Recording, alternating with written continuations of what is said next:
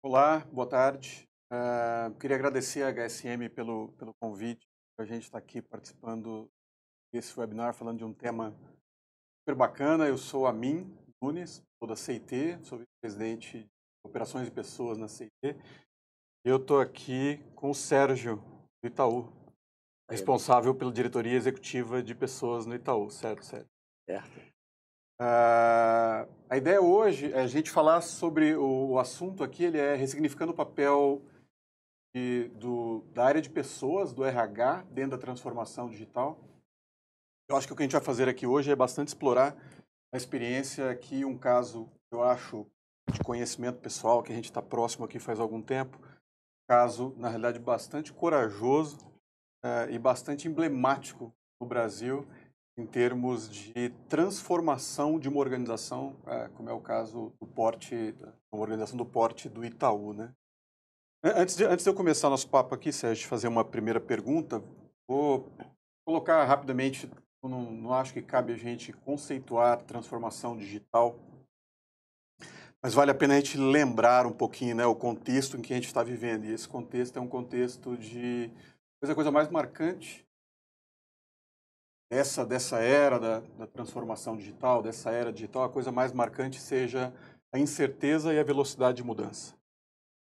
Isso provocado pela tecnologia, né, certamente. Então, tecnologia é um componente-chave, a facilidade da gente atingir qualquer pessoa no globo através da internet, através dos dispositivos móveis, o custo de computação com cloud e cloud elástico. Então, isso, na realidade, elimina barreiras, isso dá acesso, permite com que a gente chegue em qualquer lugar, a qualquer momento.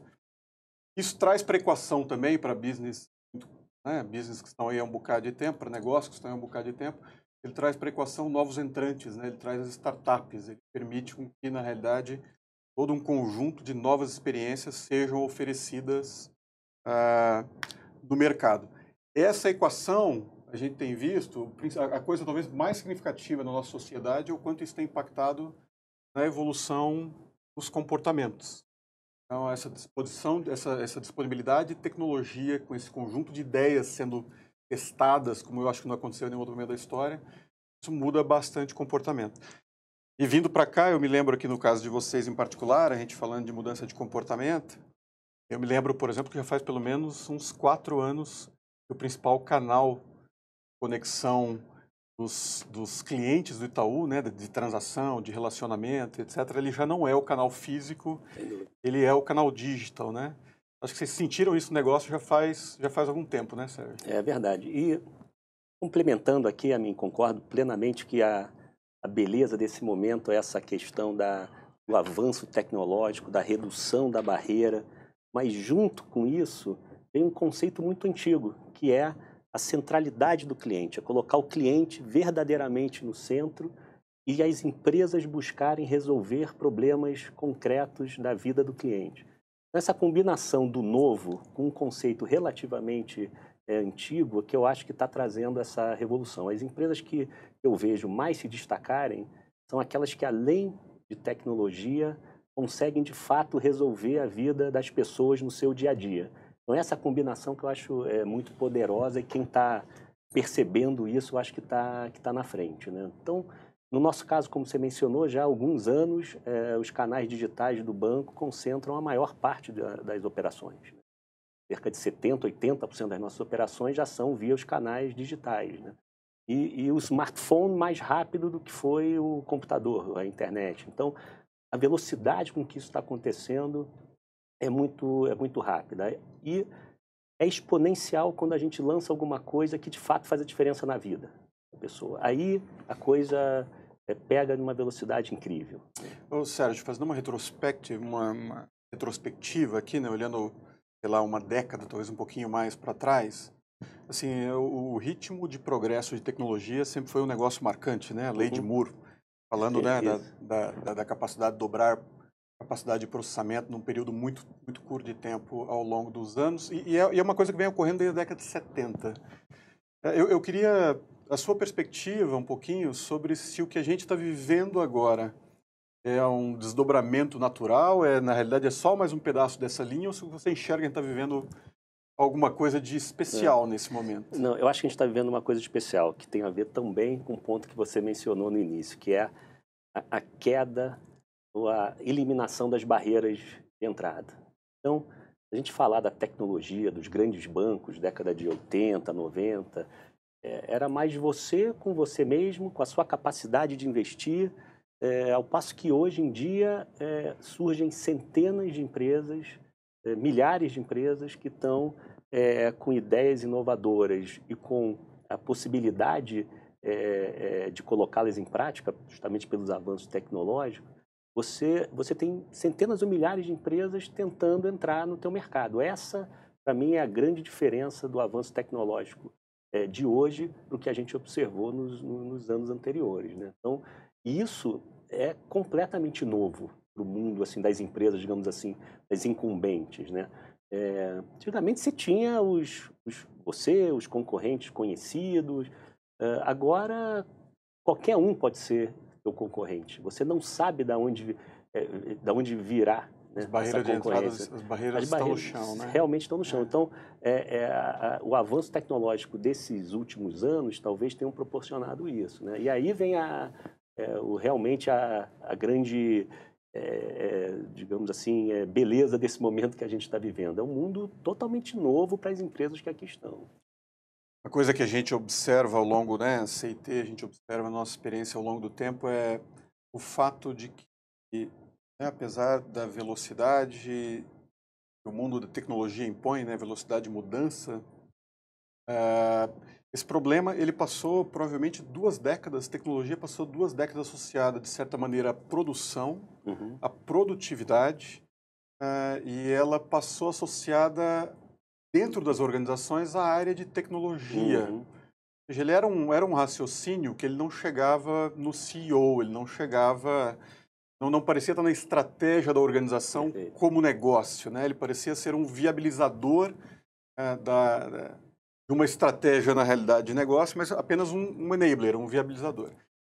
Uma coisa que a gente nota recentemente, aí o César, nosso presidente, conta isso bastante, né? O nosso interlocutor típico ao longo dos anos ele foi o CIO, ou CTO, chefe de tecnologia, etc.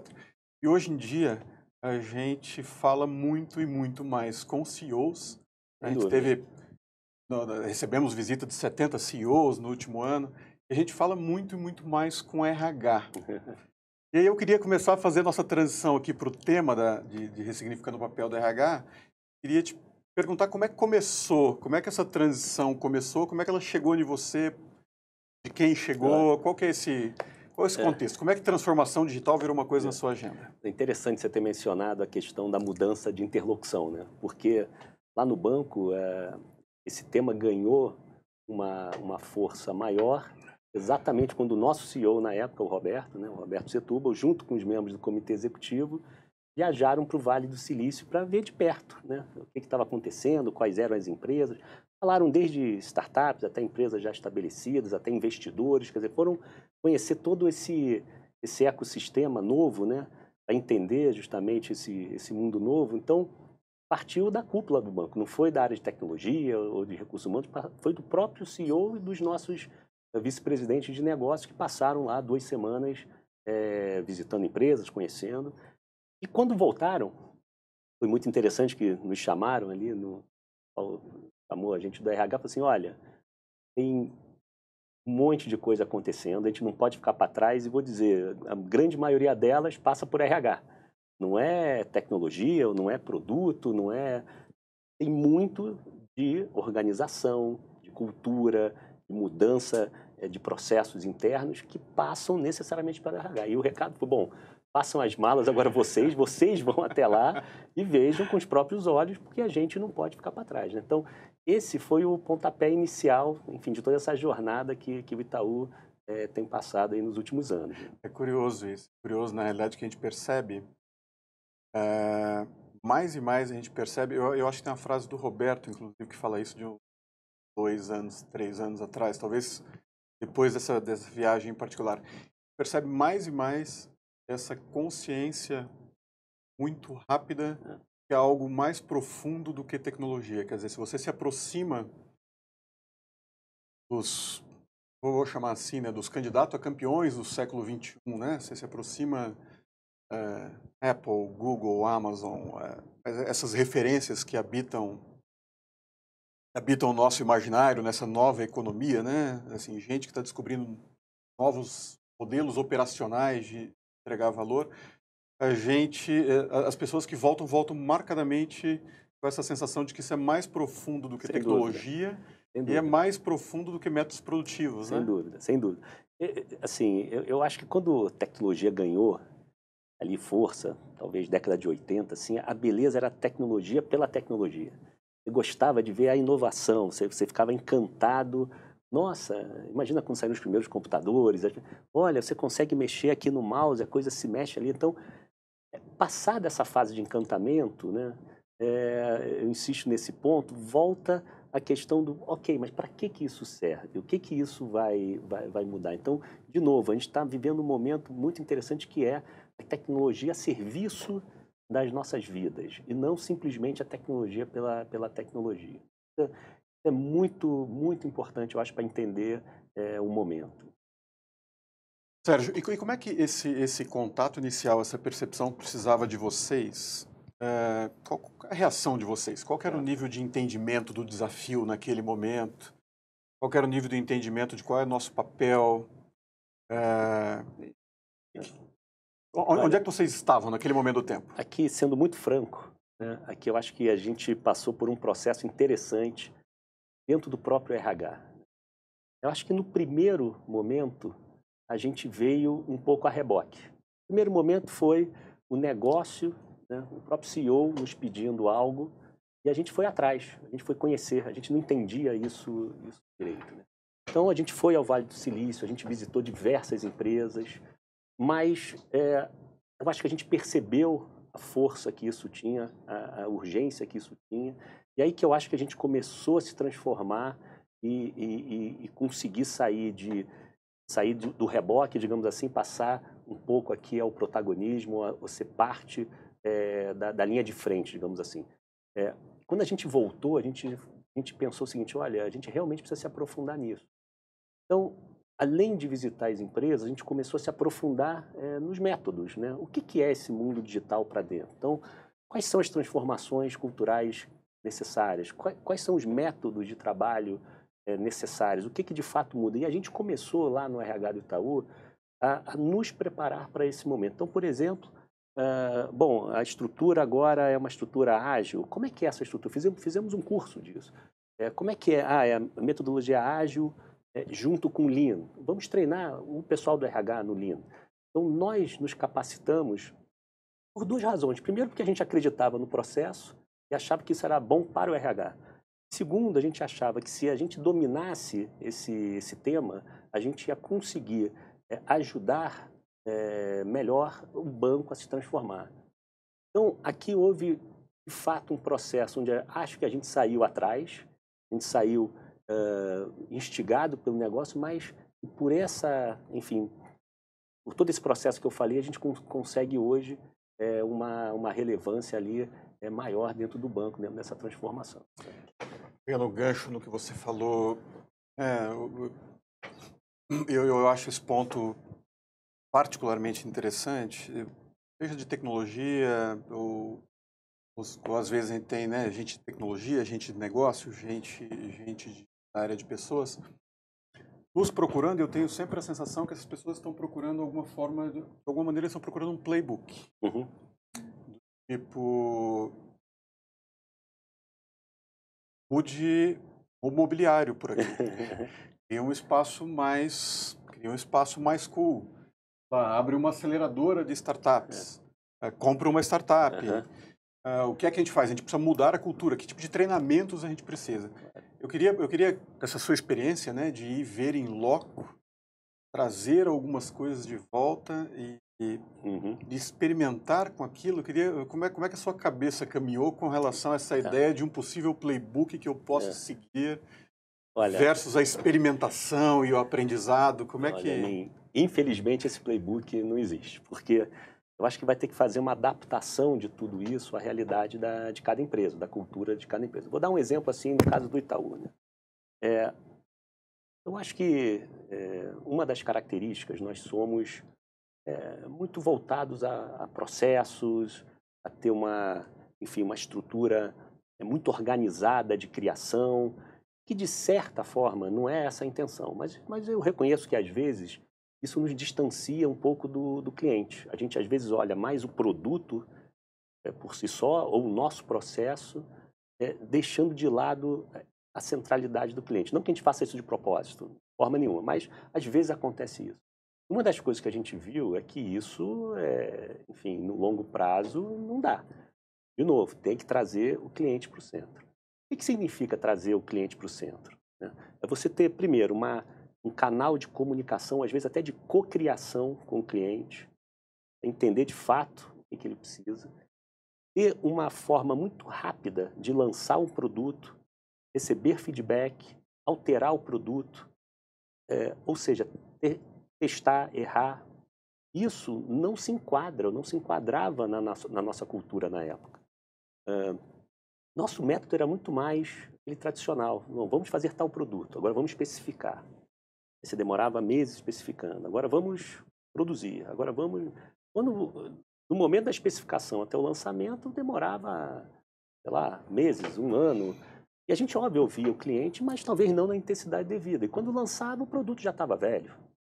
Mas esse era o nosso processo. E nossa estrutura organizacional estava montada desse jeito. Em departamentos, digamos assim, separados. Então, produto pede, tecnologia junto com o produto faz a especificação, depois vai, desenvolve, jurídico avalia, contabilidade vê, e aí, né, aí vai. Esse processo, dentro dessa nova realidade de tecnologia, do mundo digital, não funciona. A gente percebeu isso. Você precisa ter, né, as células ágeis, pessoas de várias áreas trabalhando junto, testando, errando.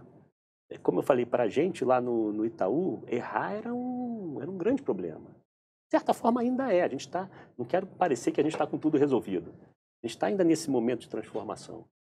Então, o RH entra com mais força justamente nessa... Aqui eu dei 2 exemplos. Um cultural. Como é que eu transformo uma organização muito voltada em meritocracia, avaliação, onde o erro não necessariamente é bem visto, para uma organização onde o erro faz parte do processo. Errar, corrigir, isso faz parte do processo. Como é que eu faço essa mudança cultural? Né? Ninguém gosta de ir numa reunião lá no banco, né, dizer assim, ó, fizemos isso aqui e deu errado. Às vezes isso é legal, ó, fizemos aqui, deu errado, mas erramos rápido, então economizamos, vamos passar para esse outro produto. Então, isso é um exemplo concreto de algo que nós estamos enfrentando no banco.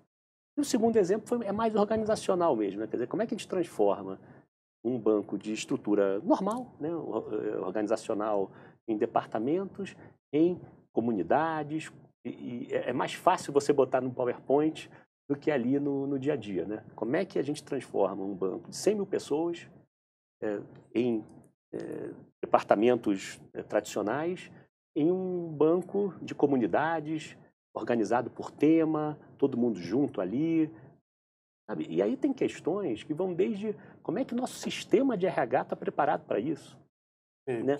Como é que os nossos processos de avaliação, como é que... enfim, os dobramentos são enormes, enormes. E eu vou até explorar um pouquinho mais nesse sentido, quer dizer, né? Bom, primeiro que eu acho super interessante, né? Você, como responsável pelo RH, aqui fazendo toda a reflexão do que digital significa para a organização, né? Uhum. Eu queria entender um pouquinho o quanto na sua equipe, acho que você deu pistas para a gente, né? Você falou, então a gente vai atrás de ágil, então a gente está implantando ágil no RH. Então a gente está pensando no RH em como se organizar com o cliente no centro. Perfeito. O uso de Lean, eu entendi, Exatamente. né? Lean para resolução de problemas. Se você pudesse materializar um pouco para a gente, o que esses slogans, né, do cliente no centro, do velocidade, de agilidade, colaboração, o que esses slogans... Mudar uma organização com base em slogans, a gente sabe que não é simples. Sem dúvida. Quais foram os aprendizados, né? O que de concreto vocês fizeram Perfeito. Eu comecei falando de um movimento muito corajoso, eu acho mesmo, pelo que eu acompanho, porque eu sei que os números envolvidos são grandes, os aprendizados são grandes, né? Se você pudesse compartilhar um pouquinho. Estamos ainda no meio da jornada de aprendizado, de dor, de acerto, de erros. Bom, eu acho que a primeira grande sacada foi vamos treinar a nós mesmos. E aqui, não é porque você está aqui junto comigo, mas a visita que a gente fez à CIT foi super inspiradora para a gente. A gente conseguiu ver em loco, ágil com Lean, né, com A3 funcionando junto. Aquela viagem realmente foi muito inspiradora para todos nós, né? Então a gente voltou para casa, pô, queremos fazer isso. Então a gente aprendeu a metodologia Lean, fez um curso. E um dos projetos que a gente fez para treinar o A3, né, que é lado esquerdo se concentrar no problema, o lado direito na solução, basicamente, né? Muito mais do que isso, mas a gente falou assim, vamos estudar o RH, a organização do RH. Então o nosso case de estudo foi como a gente pode se organizar melhor. Colocamos a situação atual, todos os problemas que a gente estava vendo, a gente percebeu que a gente estava muito desorganizado, a gente era um RH tradicional, produto, consultoria, serviços. Os projetos entravam, às vezes, via produto, às vezes entravam via consultoria pessoas, não tinha um controle muito grande, quer dizer, na verdade não tinha controle nenhum da quantidade de projetos que a gente estava fazendo. Portanto, a gente viu que as notas de engajamento, assim, principalmente nos quesitos, eu consigo equilibrar a vida pessoal, profissional, não dava, eu estou feliz, eu consigo entregar as coisas no tempo, não eram notas boas, a qualidade das nossas entregas estavam começando a declinar perante a organização, então a gente viu que tínhamos problemas. A gente identificou, através do A3, através do exercício, que parte disso era por trabalharmos em silos, né? Produto muito separado de consultoria, etc. A gente pensou, olha, por que a comunidade não pode funcionar aqui? E a gente transformou, em novembro, o RH numa grande comunidade. Então, nós temos as verticais, que são organizadas por negócios. A gente tem as horizontais, que são, tradicionalmente, né, os produtos de RH, remuneração, treinamento, desenvolvimento, recrutamento e seleção.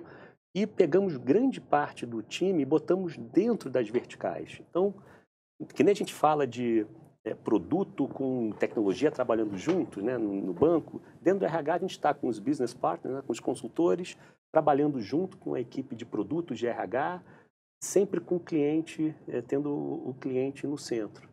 E a gente pegou todos os rituais ali, né, que são importantes, né, para o acompanhamento de tudo isso. E só uma curiosidade, agora a gente tem um sistema onde a gente cadastra todos os nossos projetos, a gente vê exatamente quem está fazendo o quê, o timing de tudo isso. Para nossa surpresa, e juro que a gente checou isso várias vezes, a gente pensou que estivesse errado, nós estamos nesse momento com mais de 790 projetos sendo realizados.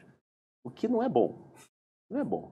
Mas antes a gente nem sabia disso, né? Então agora a gente pelo menos sabe os projetos que tem. Pelo menos a taxa de experimentação parece estar aumentando. Está aumentando, mas aqui eu acho que tem aquela questão, e a gente tem um ponto que eu passei, eu não cheguei a mencionar, que assim, tudo isso da estrutura, ela veio precedida de uma discussão mais sobre quais seriam os direcionadores que o RH deveria ter, né, para atuar. E muito baseado nesse mundo digital que a gente está vendo, né? Então a gente colocou coisas do tipo testar, errar, aprender, fazer menos e melhor. Se antes o mantra era fazer mais de forma mais eficiente, agora a gente quer fazer menos e melhor. Ter o cliente no centro, que significa que esse produto de RH que eu estou fazendo nesse momento, ele resolve a vida de algum cliente, ele resolve a vida do banco. É uma autocrítica, às vezes, muito dura. A gente perceber... Dolorida. Muito dolorida. A gente perceber que diversos produtos que a gente fez no ano... A gente fez esse exercício, né? E doeu. Diversos produtos que a gente fez no ano, o cliente sequer sabia, não servia para nada. Eram produtos legais, eram boas práticas de RH, boas ideias, mas que naquele momento o banco não precisava, o cliente não valorizou e a gente gastou tempo, esforço. Então, de novo, a gente botar o cliente no centro de verdade é uma experiência fascinante. É você acabar teu dia e dizer assim, o que eu fiz hoje para melhorar a vida do cliente, para melhorar a vida do banco, para melhorar a vida dos colaboradores. Isso que eu fiz, vai melhorar a vida do colaborador? Não, não faça. Vai melhorar a vida do cliente. Pode ser um produto lindo de RH, que daria um belo case. Mas se naquele momento não é importante, não vai... É só uma hipótese, vamos né? deixar de fazer. Não é fácil, porque o business partner, né, o consultor que está na ponta, ele é muito movido aos pedidos ali do cliente. O cliente pede, você vai lá, faz. Ele pede, você vai lá e faz. Então isso passa por uma mudança de mindset importante, por uma combinação, né, do RH com os demais stakeholders. Como é que você descreveria essa mudança de mentalidade do cara na ponta, do business partner, antes do tomador de pedido? Olha, é um processo que a gente está vivendo, tá? A gente está vivendo. E é justamente uma luta diária e fazendo uma conexão com os projetos que eu falei, né? Você senta com os líderes e mostra assim, pessoal, nós temos 790 e tantos projetos andando agora ao mesmo tempo, não é razoável. Aí volta ao A3. Vocês concordam que assim a gente não vai entregar, que assim o tempo nunca será suficiente? Vamos priorizar, vamos voltar ao cliente, vamos mostrar, vamos dizer assim, olha, assim eu não vou entregar com a qualidade que você quer. Então, é um processo. Agora, não é fácil. Não é fácil, porque é uma mudança de mentalidade importante. Eu vejo, né, e a parte que eu acho talvez a parte mais inspiradora, a parte mais bonita dessa história que você está contando, que é você está partindo do pressuposto que a mudança de comportamentos que ocorre lá nos clientes ocorre dentro da sua organização também. Uhum. Então, você também precisa ser ágil. Claro.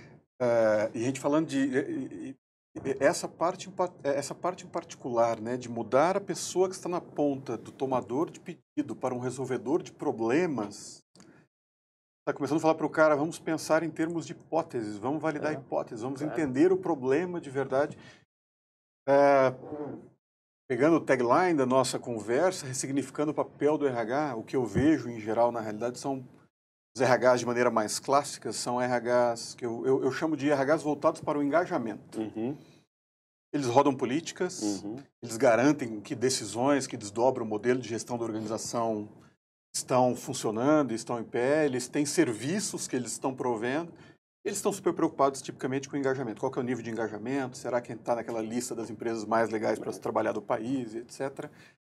Quando você começa a falar aqui, eu começo a ter a sensação do RH além do engajamento. Sem dúvida. É o RH onde os problemas de negócio estão surgindo na organização e ele está participando da conversa para entender a natureza dos problemas e como é que a gente resolve isso com gente. Né? E ao mesmo tempo, fazendo esse mesmo raciocínio para dentro. Né? A gente também quer ser mais ágil, a gente também quer ter o cliente no centro, a gente também quer ser rápido, quer usar o MVP, quer dizer, lança o produto, testa, não gostei, volta, melhora. Então, é uma combinação que, se der certo, eu acho que está caminhando para isso, vai ajudar o banco e a área, porque no final das contas a nossa razão de existir é ajudar o banco, né? Não, mas realmente é um processo muito, muito interessante e agora que a gente falou um pouco da dinâmica dentro do RH, não é fácil, né? Business partner, a consultoria, mudar o seu mindset. Dentro da vertical, a gente colocou que o líder ali, o diretor da consultoria, é o product owner, digamos assim, é o líder daquilo. Então, por exemplo, você vai fazer um processo de revisão de algum modelo de remuneração. Antes, você podia, no limite, dizer assim, se não deu certo, porque a área de remuneração. Eu falei, não, agora você é o dono disso. De A a Z, de entender qual é o pedido, de ver o processo de remuneração, o desenho do modelo, atender a demanda, de ver todas as formalidades jurídicas, sindicais. Então, a consultora passa a ser a consultora passa a ser o responsável por isso. Muito mais poder, muito mais responsabilidade. Então, né? também, essa mudança não foi só na área de produtos que passou para dentro da vertical. O consultor também passa a ter uma responsabilidade, um accountability maior. E a pessoa de produto, eu acho que a grande mudança é ele sair de uma visão de produto para ter uma visão mais de negócio. Ele está lá fisicamente junto com a consultoria lá no negócio. Então, ele participa das reuniões, ele olha, acompanha. Então, é uma mudança também de entendimento. E aí, o objetivo aqui foi endereçar aquela questão. Vamos parar de fazer produto lindo, produto assim, perfeito do ponto de vista de RH, e vamos passar a ver exatamente o que o negócio precisa, o que o cliente, no limite, o que o cliente do banco precisa para a gente ajudar, né? Essa é a mudança mais importante do mindset da turma de produtos de RH. E estamos no meio. Estamos evoluindo, mas ainda temos muito que evoluir aqui. Deixa eu aproveitar aqui e reconectar um ponto. Foram chamados em um certo momento para essa conversa, para essa necessidade, que é a necessidade, no fim das contas, do banco em relação aos seus clientes, levou a um mergulho profundo da própria área, né? De Sim. refletir, de usar e de... Mas, voltando para aquele chamado original, né, das pessoas que estavam precisando da ajuda, que tinha uma agenda ali de transformação no modelo de operação, queria que você falasse um pouquinho sobre essa parceria. Legal. Como ela se desenvolveu ao longo do tempo, como é que vocês se encontraram no meio do caminho, onde é que vocês estão hoje em dia? Olha, traduzindo um pouquinho em números, né? Quando a gente começou essa jornada, o banco, e aí eu falo a área de tecnologia que estava liderando esse processo, a área de tecnologia tinham 3 comunidades instaladas. E a gente começou a viver alguns problemas, né? Nosso modelo de incentivo não funcionava na comunidade. Como é que a comunidade, como é que se relaciona em relação à lei trabalhista, sabe? Como você tem, às vezes, gente de outras áreas trabalhando junto, você escolhe um dono, um product owner ali, às vezes o product owner não é gestor, como é que a legislação encara isso? Quer dizer, começaram a surgir uma série de questões relacionadas a RH. Qual é o papel do líder da horizontal, né? Uma série de questões. Gestão funcional versus, né? E o banco parou, falou assim, olha, vamos primeiro resolver essas questões para a gente poder escalar o número de comunidades dentro do banco. O aspecto social, tentar acelerar o número de pessoas de um novo modelo com essas questões não fechadas, como é que foi essa batalha? Não, isso é um pouco do nosso DNA lá, acho que do banco. A gente parou. Falei, não, só vamos escalar quando a gente tiver tudo, essas questões bem resolvidas. Então a gente acabou endereçando, criamos um modelo de avaliação específico para a comunidade que estamos testando. Resolvemos as questões jurídicas, legais, né, nos adaptamos. E hoje, aquelas 3 comunidades no início, 3, 4 comunidades, já são 29. Então, hoje, a área de tecnologia inteira já está trabalhando no formato de comunidade. São mais de 4.000 pessoas. E a gente já começou, nesse meio de caminho, a trazer também os negócios para fazer parte de comunidade. Mas tudo de forma muito gradual e consistente. Então, a gente já tem, hoje, uma comunidade que discute a parte de investimentos do banco, né? Nova plataforma de investimento. Como é que a gente pode oferecer melhores investimentos para os nossos clientes? Estão organizados na forma de comunidade. A parte de canais, internet banking, os aplicativos, né, o mobile, já estão organizados na forma de comunidade.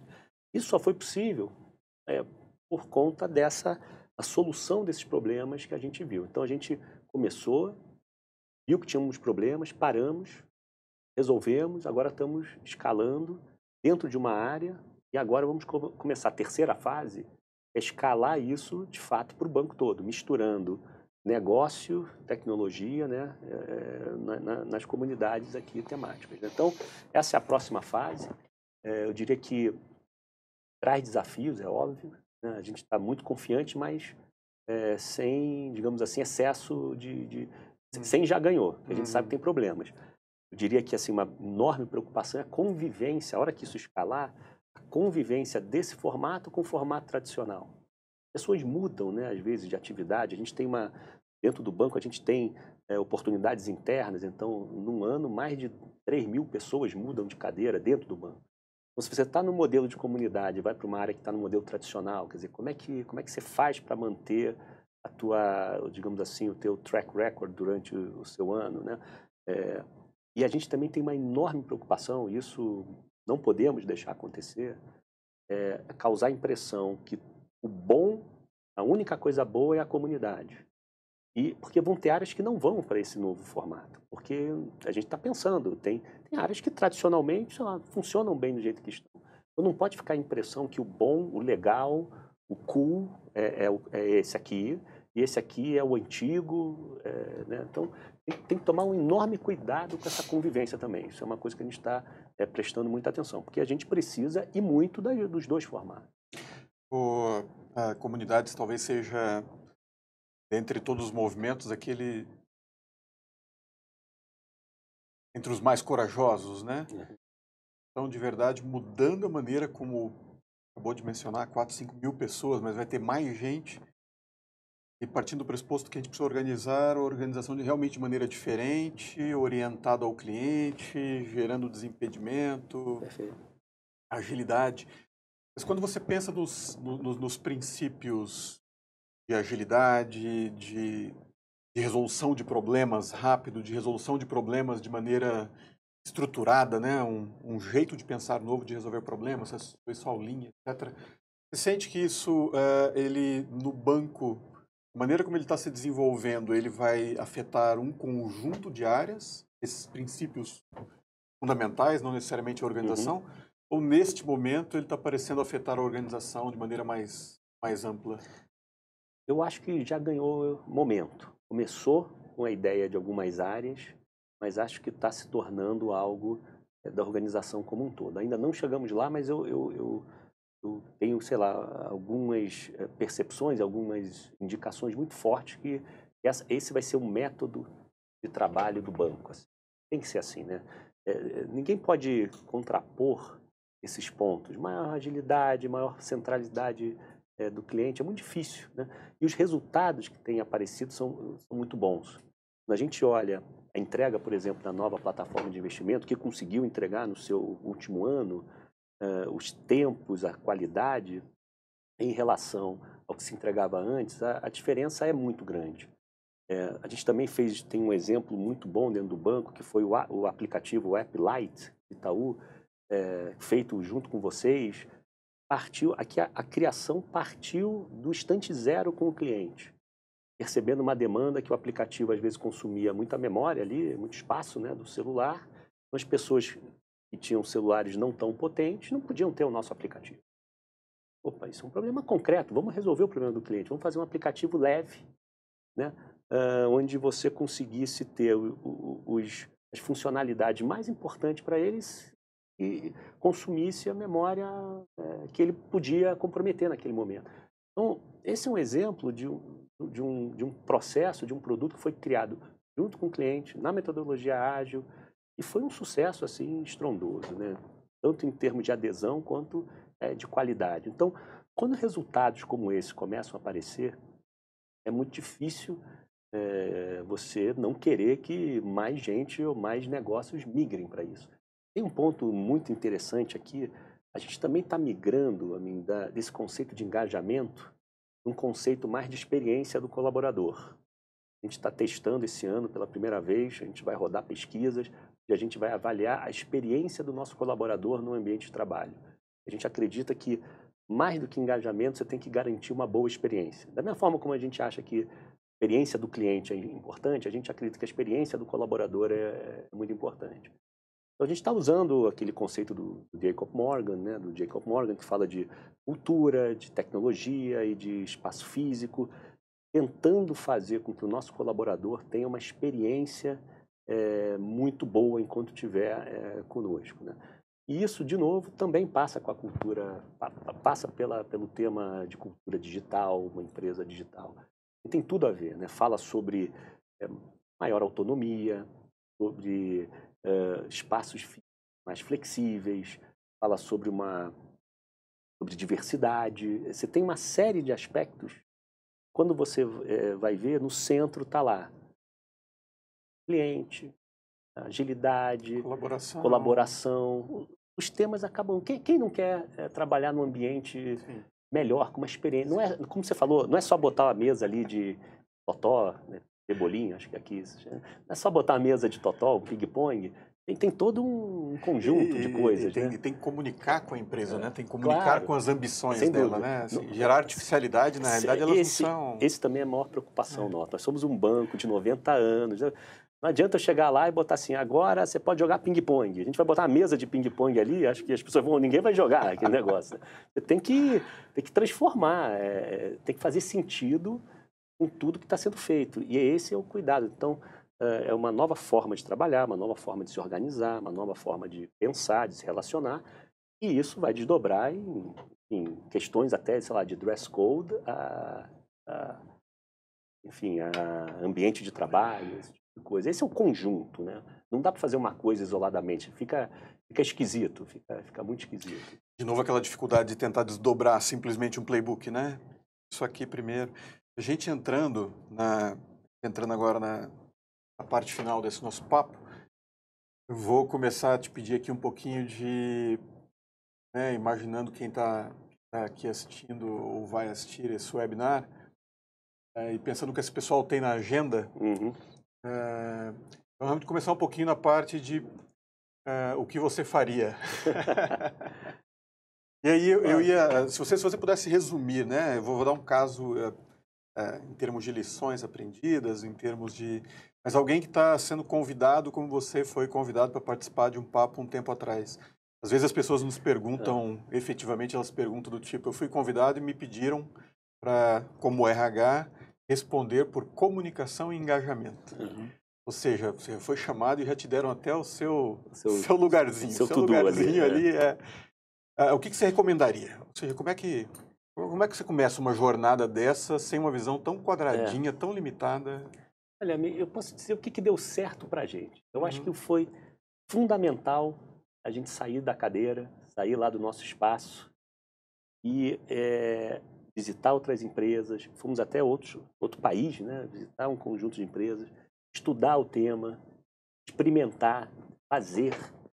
Isso tudo deu, eu acho que muita propriedade para a gente. Eu acho que não teve reconhecimento maior quando eu ouvi de dois diretores de tecnologia lá, super engajados nesse movimento. Eles falaram assim, nossa, o RH, em determinado momento, assim, o RH está até à frente da gente em alguns temas. Isso não tem reconhecimento maior, né, do que esse. Então, sair do teu espaço e experimentar, conhecer e executar, eu acho que isso te dá um empoderamento muito grande depois para você influenciar. E acho, sinceramente, como você mencionou no início, a interlocução de vocês com CEOs, o exemplo que nós tivemos no banco, os CEOs, as organizações estão ávidas por isso. Então, se o RH sair, for a campo, trouxer essas novidades e internamente vendê-las e liderar o processo, acho que vai ser muito bem recebido. Eu não vejo outro jeito de se fazer, não tem o playbook, né? Não tem. Então, realmente, se eu pudesse dar, não sei se é um conselho, ou pelo menos um depoimento do que funcionou para a gente, eu acho que seria esse. Vai lá fora, aprende. Se inspira, aprende. E talvez a parte mais marcante, volte e pratique de verdade. Volte né? e pratique de verdade. Não é fácil. Mudança de mindset não é fácil. A gente está atravessando isso dentro do RH. Enfim, é uma transformação, então, mas sem dúvida nenhuma, esse é o caminho. E as pessoas, a gente nota um grau de empolgação muito grande, né? Realmente é um desafio enorme, mas é empolgante. Quem está nessa jornada está empolgado. Então, eu acho que vale o convite, né, para experimentar, para sair. E esse negócio de sair, isso também me lembrou um ponto muito interessante. É impressionante. Deixa eu te fazer uma pergunta. Desculpa. Ler substitui sair? Não, ler agrega, ler complementa, mas não substitui. A gente leu muito, mas não substitui. Tem que fazer as duas coisas, né? Mas, assim, um ponto assim, muito interessante também desse processo todo é você descobrir que a solução do problema não está na sua mesa, na sua baia, no seu entorno. O que a gente tem usado de conhecimento de dentro do banco de outras áreas, e todo mundo disposto a ajudar, é um negócio impressionante. Então, esse mundo mais colaborativo é fascinante também por conta disso. Se antes lá no RH a gente ainda tinha aquela briga, consultoria e produtos de RH, você diz assim, gente, acaba essa barreira, vamos trabalhar junto. Isso fica ainda mais poderoso quando você vai numa área de crédito, no caso de um banco, você tem uma série de estatísticos e de especialistas, e agora nós temos centenas de cientistas de dados. Assim, pô, você não pode me ajudar aqui a fazer esses mesmos conceitos aqui People Analytics? A resposta é sempre claro, pô, vai ser um prazer. Você vai para a turma de Design Thinking do banco, pô, você não pode aportar esse conhecimento dentro do RH? Lógico. Então, a quantidade de conhecimento também fora da fronteira da tua área é enorme. Então, isso é um aprendizado também que a gente teve lá no banco, assim. Muitas vezes a solução está na área ao lado, que você nunca imaginou até que pudesse te ajudar. Simplesmente adaptando um processo, você consegue resolver problemas teus. Então, reconhecer que o conhecimento e a solução dos problemas não necessariamente estão ali no teu quadradinho, também é uma transformação muito interessante. Muito interessante. E esse é um ponto que a gente observa e ele pode até passar en passant, mas é um ponto que a gente observa na história de vocês e é muito marcante, é a proximidade da área de RH com o lugar onde os novos problemas do banco estão sendo discutidos de verdade. Perfeito. Quer dizer, não é a gente que está recebendo memorando. Não, sem dúvida. Né? A gente está participando na mesa, legal. discutindo, entendendo e fazendo a reflexão até como isso nos afeta, né? Sem dúvida. Como é que deveria fazer Sem isso dúvida. numa pegada diferente. Sem dúvida. Legal. Bem. Eu vou dar uma olhada nas perguntas que o pessoal está mandando aqui para a gente. Tá? As difíceis você responde. Tá legal. A gente tenta junto. Mas a gente segue a sua linha do eu não sei a resposta, eu posso falar o que eu vivi até agora. Boa. Funciona. Na sua opinião, nessa área digital, o que mais engaja os colaboradores? Olha, o que eu tenho visto é essa mudança de trabalhar em departamentos diferentes, né, em silos, vamos dizer assim, para o trabalho todo mundo junto ali numa comunidade. Numa empresa grande, não tem, às vezes, por mais que a gente tente, não tem como fugir do processo, de um pouco de burocracia. Quando você junta todo mundo e a pessoa vê assim, nossa, isso aqui eu tinha que mandar 3 e-mails, marcar uma reunião, eu só ia conseguir daqui a 2 semanas para resolver esse problema.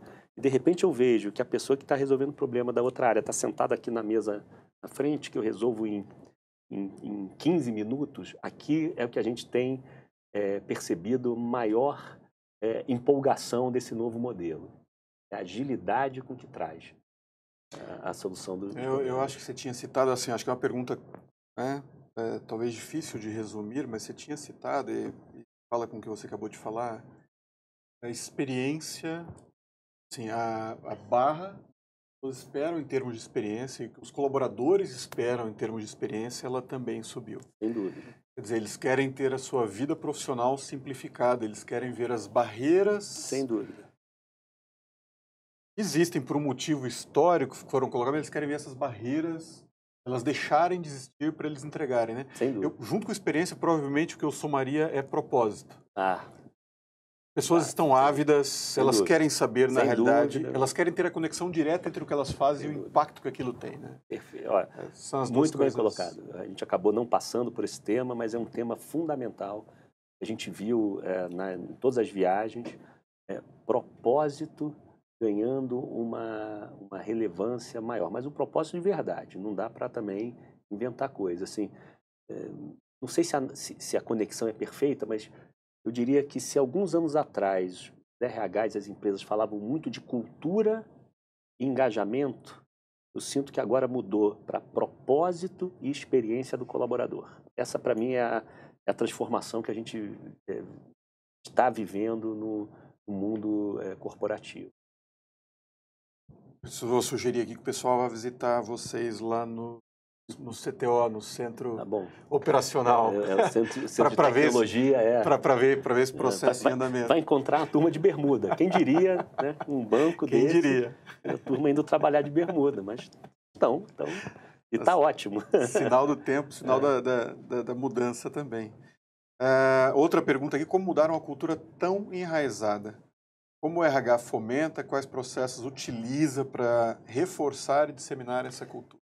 Aqui, de novo, experiência que a gente vive, não sei se é a única, mas acho que aqui tem aquele modelinho, né, onde você tem que primeiro envolver as pessoas e explicar muito bem o porquê daquilo tudo, né? Eles precisam comprar. Depois, eu acho que fundamental é você ajustar todos os teus processos formais a essa mudança que você quer fazer. Não adianta você dizer que você quer A, você remunerar por B. Você tem que tomar um cuidado para que suas políticas, processos e modelos sejam ajustados a isso que você quer. Eu acho que um terceiro pilar é treinamento. Muitas vezes você precisa treinar, você precisa fazer dinâmicas para que as pessoas compreendam melhor, né? Compreendam melhor, assim, até tecnicamente, o que significa, ou não só técnico, mas também do ponto de vista mais cultural, né? Então você tem... E por fim, e que na minha opinião é o mais forte, é o que a gente chama de role modeling, né? Ou o exemplo. Não adianta você falar que quer A e a liderança da tua empresa fazer B. Então você tem que estar lá exercitando isso diariamente. Aqui eu diria, e aqui remetendo até a fusão Itaú com Unibanco lá em 2008, 2009, talvez a parte mais importante seja essa, a consistência do exemplo. Não adianta você falar, botar no PowerPoint, você quer A, você praticar B. E as pessoas que, sei lá, mais se destaquem no banco sejam pessoas desalinhadas. Então, acho que a transformação cultural acaba passando por esses 4 elementos. Eu acho que teve na sua história também, é uma coisa que para a gente faz muito sentido, chama atenção na sua história, na realidade, a preocupação com geração de impacto, com geração de valor efetivo, começando com valor efetivo para o cliente final, né?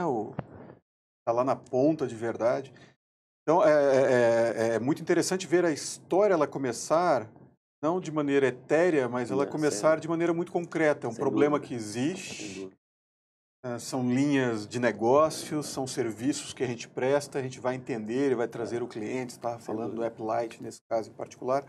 Uma outra coisa que chama atenção na sua história, reforçar, porque para a gente isso faz muito sentido, não é uma coisa que acontece, como não tem playbook, a gente precisa experimentar, né? Tem um monte de coisa que a gente consegue se inspirar, mas o nosso grupo de pessoas é único, nossa história é única. Como vai funcionar efetivamente é o fato de que vocês estão ganhando escala aos poucos nisso. Dá para notar que tem um desenho que ele consegue escalar, a hipótese é que ele consegue escalar, mas é uma coisa de a gente precisa gerar muito valor, a gente precisa melhorar a experiência, mas como a gente está aprendendo, a gente não gira a chave de uma vez. Sem dúvida. Né? Acho que é muita consistência nessa estratégia. Sem dúvida. Eu acho que é um traço nosso, né? Estamos aí há 90 anos, somos um banco. Importante também, temos uma regulação. Né? O banco é um setor muito regulado e tem que ser. Então, consistência, pé no chão, estudos muito profundos, eu acho que fazem parte da nossa cultura e da nossa forma de ser. A gente usa uma figura de linguagem para esse caso aqui, que é o fazer camp é camp. A gente quer subir a montanha, mas a gente não quer... Não quer ser irresponsável, né? Às vezes tem que segurar a ansiedade, a gente quer ir logo, mas a gente aprendeu que tem que ser assim. O Jeff Bezos tem uma expressão boa que talvez se encaixe aqui, que é: a gente gosta de aposta, a gente gosta de experimentar, a gente não gosta de apostar a empresa. É isso. Olha, o Roberto fala algo parecido. É exatamente isso. Quais são as principais habilidades que o RH deve ter para viabilizar esse processo e apoiar a organização como um todo? Olha, acho que são um conjunto de habilidades, tá? Eu acho que tem as habilidades tradicionais de você ter uma boa leitura de cenário, boa leitura de pessoas, né? Tem que ter muita empatia, né? Mas talvez eu respondesse aqui quais são talvez as competências, não sei se novas ou adicionais ou fora do lugar comum. Cada vez mais pede raciocínio analítico, método, tem que ter um pouco disso. Não pode ser só isso. Né? Não quero transformar o RH em engenheiro de processo, não é isso. Mas esses elementos são muito importantes. A gente desenvolve muito isso quando faz o A3, né? Na metodologia, né, do Lean, né? Quer dizer, você ter uma organização, vamos primeiro olhar o problema, quais são os problemas, quais são as contramedidas. Quando você começa a se apresentar assim para a organização, impressionante como muda a qualidade da interlocução. Então, olhar para esse mundo que não foi o tradicional do RH nos últimos anos, eu acho que é muito importante. Não é substituir a pessoa de negócio. Sempre tem esse debate no mundo de RH, né? O RH é estratégico, entende. Claro, tem que entender do negócio, sem dúvida, mas o negócio é tocado pelos heads dos negócios. A gente não deve querer substituí-los, mas eu acho que a gente tem que complementá-los.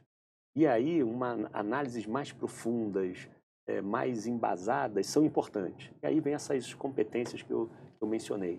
Eu acho importante o RH de hoje desenvolver.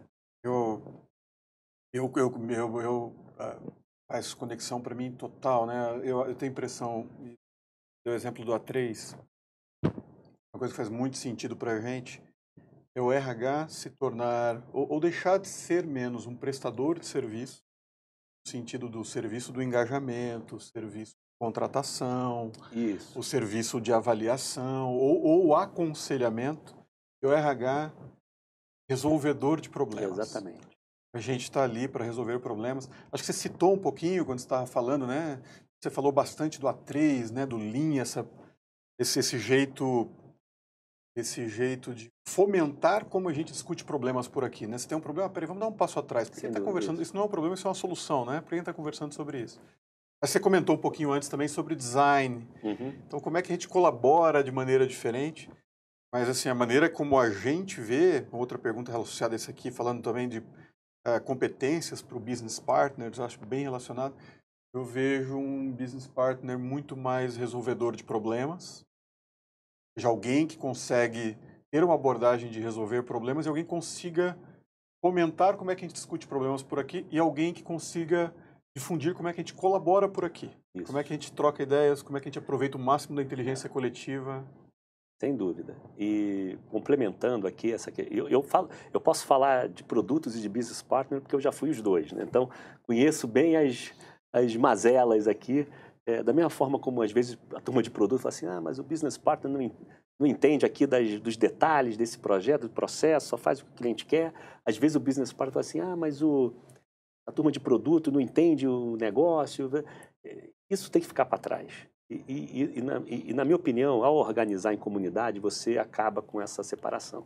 E aí o business partner, ele precisa ter o conhecimento ali do processo todo, do A a Z.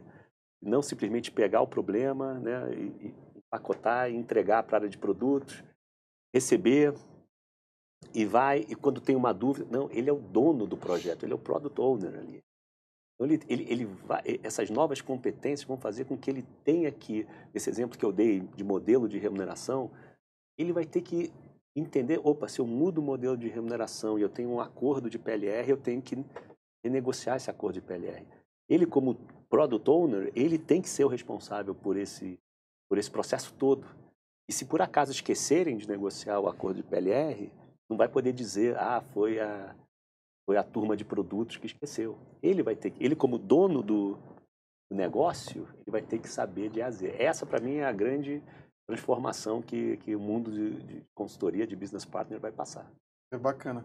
Pegando o exemplo de comunidades em particular, dependendo da mudança que ele está fazendo, é porque tinha uma hipótese em comunidades que aquele novo modelo ia levar a mais colaboração. Ou seja, tem uma hipótese a ser testada, claro, né? Tem um conhecimento interno, mas e aí, que tipo de resultado aquele modelo de verdade foi capaz de trazer no fim do dia? Tem uma outra que está se aproximando agora, a gente tem 1 minuto, se aproximando do momento final. Eu acho que essa é ótima para você encerrar, Sérgio. Foi dito que o processo de transformação digital do banco foi necessário para o processo de transformação digital, que está em andamento, conforme você estava mencionando. Foi necessário ou tem sido necessário uma mudança cultural. Como se dá ou se deu na prática essa mudança? Isso é comunicação? Isso é treinamento? Não, é aquele conjunto de fatores que eu mencionei. É um pouco de tudo. Eu diria, e aí, realmente é a verdade, a gente está em processo de. Então, a gente está mudando a forma ali no dia a dia de se relacionar uns com os outros. Estamos adaptando o nosso modelo de incentivo, tem um peso. Um exemplo concreto. Nosso modelo prevê um contrato de metas individual. A gente queria tentar medir, dentre outros fatores, ele não é o único fator, a sua contribuição individual. Então, você tem o resultado do banco e você tem suas metas. Numa comunidade, as metas não fazem sentido serem individuais. Então, a gente tem 70% delas objetiva, 30% já é medição do que teus colegas ali acham de você. Esse 30%. E dos 70% que são objetivos, 60% são metas em comum para todos na comunidade. E 40% são suas. Esse é um exemplo assim, de uma adaptação que a gente teve que fazer para suportar essa mudança cultural. Eu não posso dizer que eu quero mais colaboração e deixar meu contrato 100% individual. Então, a gente teve que mudar. Então, de novo, ter o propósito, adaptar as ferramentas para que elas estejam alinhadas, praticar isso com consistência no dia a dia. E nós estamos no meio desse processo. E o quão, na história do banco, mudar contrato de metas de 5.000 pessoas, formato, o quão relevante é isso na história? É muito relevante para a gente, mas mostra uma mudança que vai até o nível do comitê de pessoas do conselho, que a gente apresentou, entenderam, ótimo, vamos testar, daqui a 6 meses voltem aqui, vamos ver os resultados. Então, você vê que a mudança cultural está permeando a todos os níveis, né? Legal. Pessoal, muito obrigado a vocês que conseguiram acompanhar aqui ao vivo o papo com o Sérgio, do Itaú, da área de pessoas do Itaú. Acho que é um caso, eu falei no começo, vou repetir novamente, é um caso impressionante pela coragem, pela envergadura, pelo aprendizado. Imagino que vocês estejam aprendendo horrores. Estamos aprendendo, sofrendo. A gente está aprendendo um pouco vendo o aprendizado de vocês. Tomara que tenha sido bastante útil para o desafio de vocês. Obrigado por acompanhar a gente. Obrigado a mim pelo convite, toda essa parceria. Prazer foi meu. Um enorme prazer estar aqui com você. Valeu, obrigado. Obrigado.